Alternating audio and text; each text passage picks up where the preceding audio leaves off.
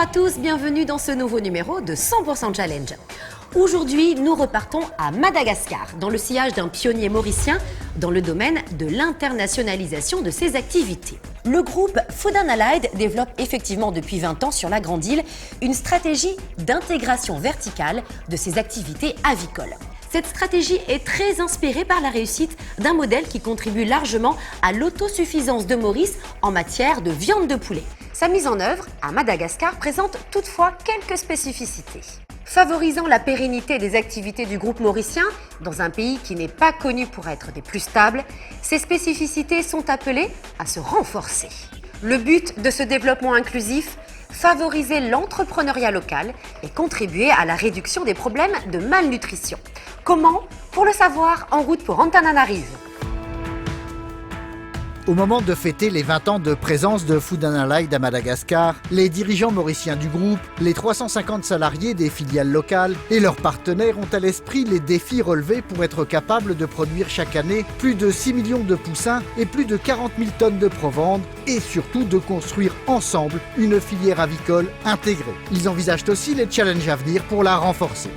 Avec nos partenaires, nous allons de manière inclusive développer la chaîne de valeur aussi bien en amont qu'en aval et au travers notamment du développement de notre réseau de franchisés dans les provinces.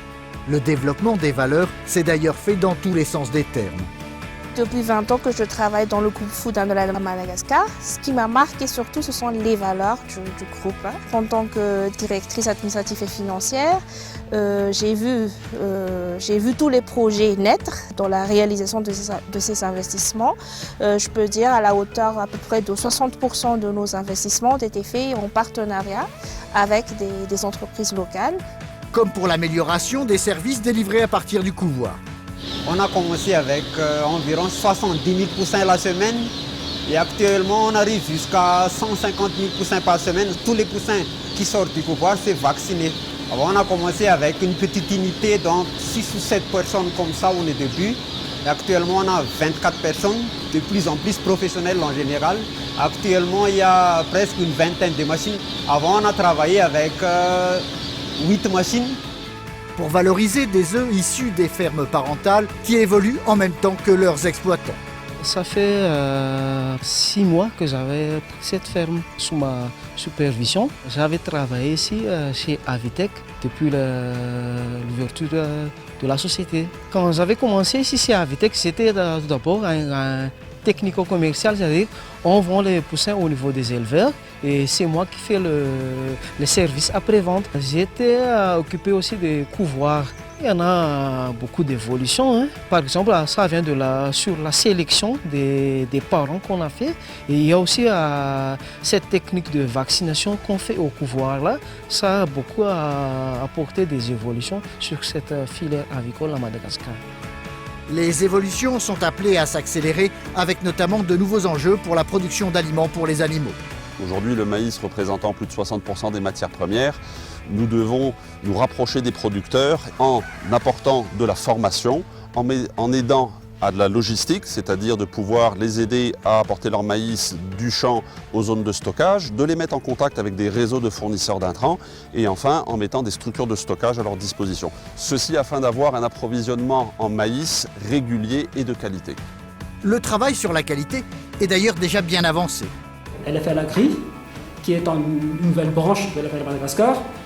LFL Agri donc, commence maintenant donc, à accompagner nos fournisseurs donc, pour améliorer un peu donc, la qualité des matières premières que nous recevons. Donc, on leur communique déjà le taux d'humidité que nous devrons accepter, la couleur du maïs. La communication de ces exigences passe par des formations. Jusqu'à présent, on a déjà formé presque 600 personnes, 600 paysans donc, dans tout Madagascar sur la culture de maïs, donc pour qu'eux, ils obtiennent beaucoup plus de rendement et la qualité et qu'ils sont sûrs que le marché est là. Nous assurons l'achat, mais si on a des surproductions, on peut toujours exporter les produits.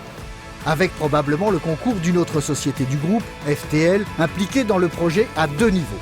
D'abord sur le dédouanement des intrants nécessaires à la fabrication des provandes, mais également sur notre cœur de métier qui est la logistique pure.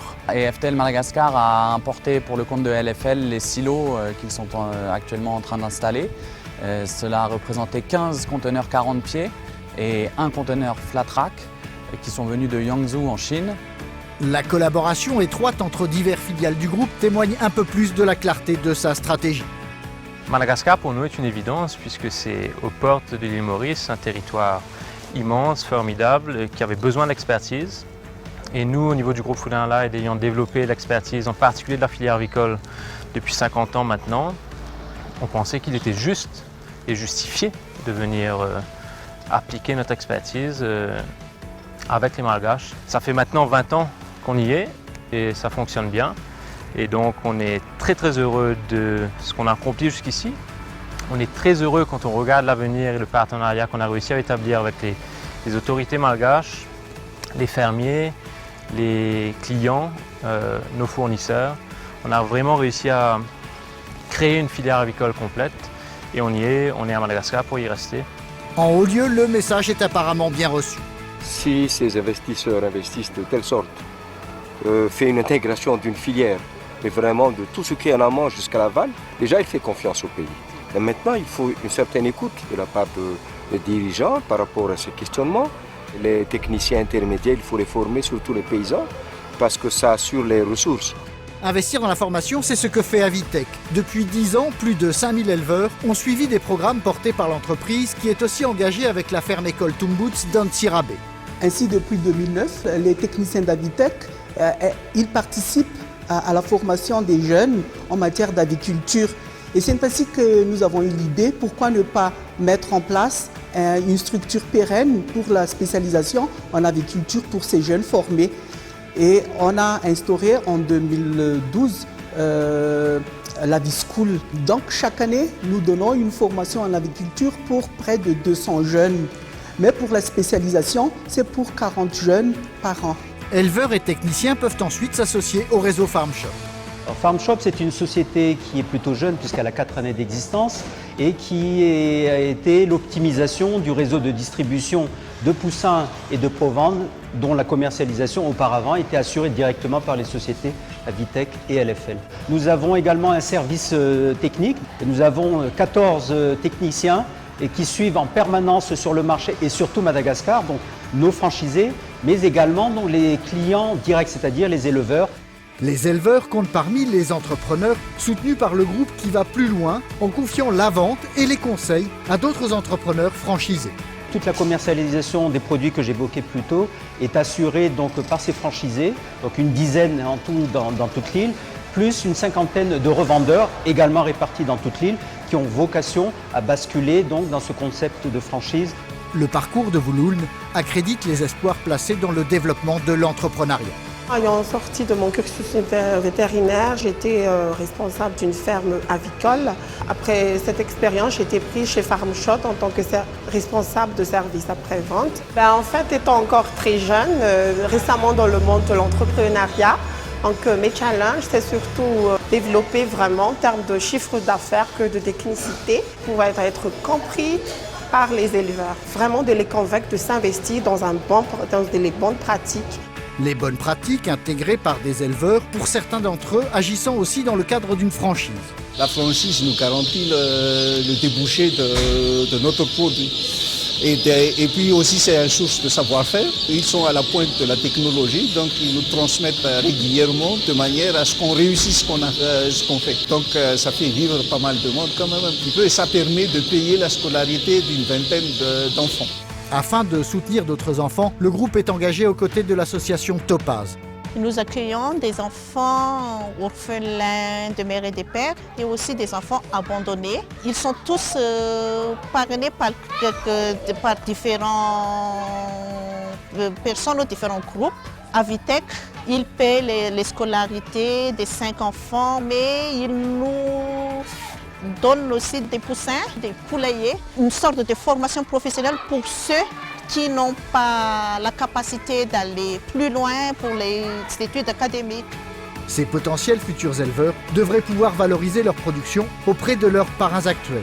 Nous allons aussi effectivement développer la production de poulets de ferme, non pas nous-mêmes, mais avec nos partenaires qui pourront fournir notre abattoir, que là aussi nous allons devoir améliorer. Tout ceci avec un souci de maîtrise des coûts pour qu'on puisse toujours rester compétitif et avoir un produit qui a sa place sur le marché et qui réponde aux besoins des consommateurs. Des consommateurs ayant accès depuis un an à une marque dont l'implantation implique des développements au niveau de la logistique et de la distribution. Aujourd'hui, on est présent dans toutes les grandes surfaces. On a aussi des référencements assez intéressants dans les stations-service, dans certains revendeurs et épiceries bien spécialisées. Le grand projet aujourd'hui, c'est d'étendre encore plus, que ceci est traduit par le lancement d'une franchise. Les succès enregistrés depuis 15 ans à Maurice par une franchise analogue sont plutôt de bon augure. Les conditions s'y prêtent. Le poulet, comme le zébu qui disparaît de plus en plus, va être le source de protéines animales plus tard. Donc je pense que l'aviculture a de l'avenir pour Madagascar si le niveau de vie des gens s'améliore aussi. Pour le moment, on est encore au creux de la vague. J'espère qu'un jour, on arrivera en haut de la vague. C'est bien pour cela que d'ores et déjà, tous ceux qui poursuivent cet objectif méritent d'être encouragés. Depuis 20 ans, le groupe Food and Allied développe à Madagascar une filière de production et de distribution de volailles visant à faire reculer l'insécurité alimentaire. Dans le même temps, l'entreprise mauricienne contribue aussi à l'intégration économique des îles de la région océan Indien et ainsi à un développement harmonieux et durable. Un développement économique harmonieux et durable conduit grâce à la mise en valeur des savoir-faire dont 100% Challenge, depuis sa création, s'efforce d'être la plus belle des vitrines, non seulement sur les écrans de télévision, mais aussi sur le web et en particulier sur les réseaux sociaux. Je vous rappelle que vous pouvez en effet retrouver dans son intégralité ce reportage, comme plus de 120 autres, sur notre chaîne YouTube. Une version plus courte du reportage que nous venons de regarder ensemble est aussi disponible sur le site web de notre partenaire, ION News, et sur notre page Facebook que vous êtes de plus en plus nombreux à fréquenter.